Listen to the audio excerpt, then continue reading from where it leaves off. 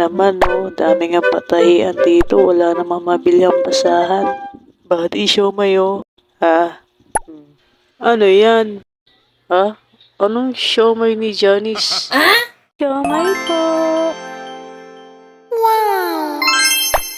Dani, bili na tayo ng siomay. Basta, chicks. Ate, magkano ka? Yung siomay. Sus, inunahan mo pa ako. Yung siomay 5 pesos isa, 4.20. Ang ganda talaga niya.